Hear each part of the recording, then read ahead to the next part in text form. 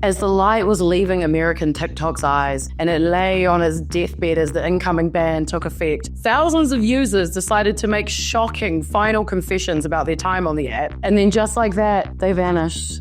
For 12 entire hours, there were no Americans on TikTok. Canadians thrived. Australians could say no without being made fun of. Distances were measured in meters and kilometers. And recipes on the app finally used real cheese. But then, before some people even noticed, TikTok was back on in the US with this message. In agreement with our service providers, TikTok is in the process of restoring service. We thank President Donald Trump for providing the necessary clarity and assurance to our service providers that they will face no penalties providing TikTok to over 170 million Americans and allowing over 7 million small businesses to thrive.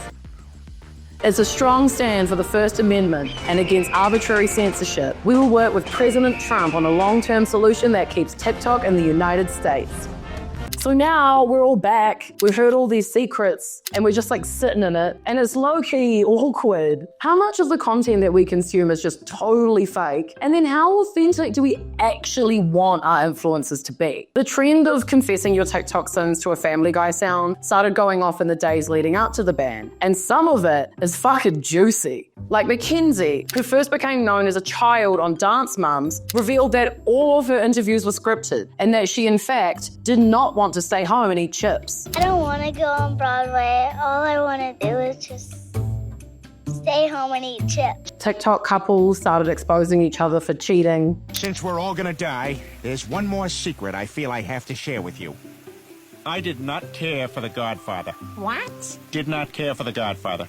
And this Duolingo one has ruined my life. We're all gonna die. There's one more secret I feel I have to share with you. Ah! Who's that? Who is that? Some of the videos in this trend actually just pissed me off, honestly. Like this girl, whose whole thing is eating heaps of food. Since we're all gonna die, there's one more secret I feel I have to share with you. I did not care for The Godfather. What? Did not care for The Godfather.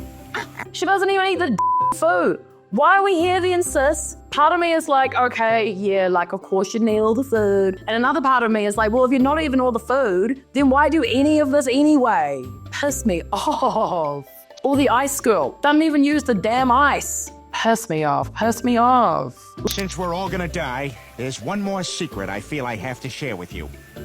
I did not care for The Godfather. What? Did not care for The Godfather. How can you even say that, Dad? Didn't like it. Or this girl who does overnight hairstyles and doesn't even sleep in them. Since we're all gonna die, there's one more secret I feel I have to share with you. I did not care for The Godfather. What? Did not care for The Godfather.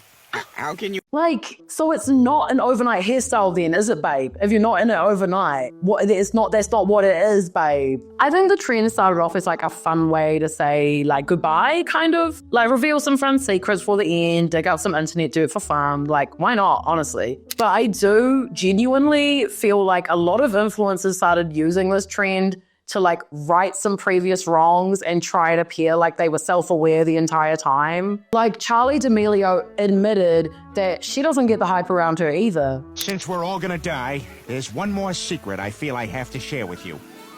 I did not care for The Godfather. But Charli, girl, we've seen your reality show. I wish I had like more time. Because imagine if I hit 100 mil a year after hitting a mil. Was the 95 not enough for you? Well, I was just like saying like even number. Kind of felt like you bought your own hype. Like love your work, love your moves, but like. Something bad about to happen. And Hailey Bailey, an influencer who got in some massive hot water for this TikTok she posted at the Met Gala. Let them eat cake.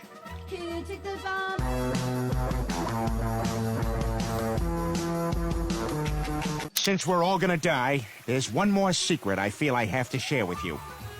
I did not care for The Godfather. What? Did not care for The Godfather. How can you even say that? So you're telling me that you dressed as Marie Antoinette, but you haven't heard of her, And even if TikTok suggested the sound, you still posted the video, and you expect me to believe you've never heard the phrase, let them eat cake before. Like, girl, I know the American education system has its flaws, but I am not buying that for 1 second. Sorry, sis. Some of these TikTok influencers are essentially admitting to have been lying to their audiences for years. And I personally don't think that's cool or cute. It's all entertainment, and entertainment never promised to be always real. It's never been that. But Towie doesn't present itself as real. These influencers do. And also, half the influencers who jumped on this trend to spill secrets just lied for even more attention. Like this guy who said he was faking his voice. Since we're all gonna die, there's one more secret I feel I have to share with you. I did not care for The Godfather. What? Did not care for The Godfather. How can you even say that, Dad? Didn't like it. He wasn't. He just needed attention. Lying about lying is crazy. I understand the TikTok attention economy. Your job as an influencer is to get likes, shares, and views. So I'm not saying it's totally unexpected that not everything they do or say is genuine and authentic. And also, it is fair to try and go viral one last time before your creator fund is gone. But I'm just surprised at the sheer amount of lies that's been going on. Is anything real? Did Teeny even make that mac and cheese? I did not care for The Godfather. What? Did not care for The Godfather. Oh, thank God. Okay. She did. Phew. After the 12 hours that Americans were forced to live without TikTok, they came back to a somewhat awkward atmosphere. We had all been talking about you guys behind your back. I'm sorry, I'm just being authentic. That's what we were doing while you guys were gone. It's just the truth. I'm sorry, but it is good to have you back. Instead of more clips, this is my impression of American TikTokers coming back to the app. Hey guys, so good to be back. How I told you I was lying for years and that although I run a cooking page, I've never come to my life, or I was just kidding.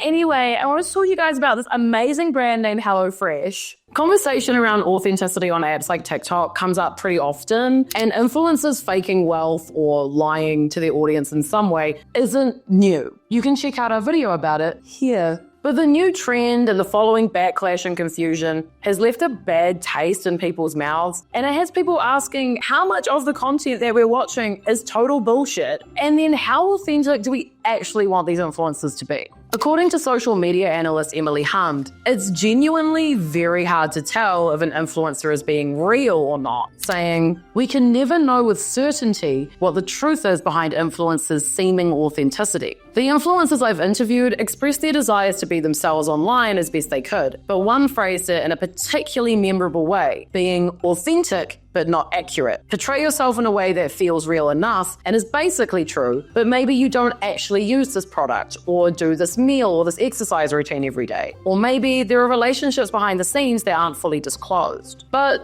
is that something that really bothers you? Would you still follow an influencer who did just have normal days and say/do really normal stuff? Would you follow a food influencer who never finished a meal, or an overnight hairstyle influencer who doesn't finish the look? If I were an influencer and I was being fully authentic and real, it would be like this. Hey, here I am having a cheap instant coffee to start my day. Then I like to go ahead and stare at the wall for 9 hours. Okay, now it's time for bed. Love you. Would anyone watch that? No, probably not. So where do we draw the line between entertainment and authenticity? It's difficult. And it's not honestly a massive concern, I guess, until you consider just how many young people want to be influencers. More than half of young people want to be influencers, 57% to be exact, according to a 2023 Morning Consult survey of Gen Zers. So say we accept that faking stuff a little and lying a little is part of creating entertaining content online. Is that the key skill we want young people to be focusing on? I don't know, but it does make me feel weird. Makes me feel weird. Everyone's like, oh, I want to be a real good liar. I don't know, it feels weird. I don't know. And I think we can all accept a little bit of fibbing for the purpose of entertainment. But I didn't think the girl who eats for a living was faking the eating. You know what I mean? So now that we're all back, and we've all spilled our secrets, Will TikTok be any different? Right now it's like feeling like an awkward family reunion, but chances are it'll just go back to normal soon. Only time will tell. Well, the next 90 days will tell, because they've been given 90 days, so I don't know. Don't forget to like and subscribe, everybody. We do new videos 5 days a week on anything you can imagine. And if you subscribe and if you like it, I have this secret that I've been wanting to tell, which is crazy that you won't believe, that I'll totally share with you. Also, oh my God, the plants are fake. Confession, the plants are fake. If you like and subscribe, I'll get real plants. How about that, huh?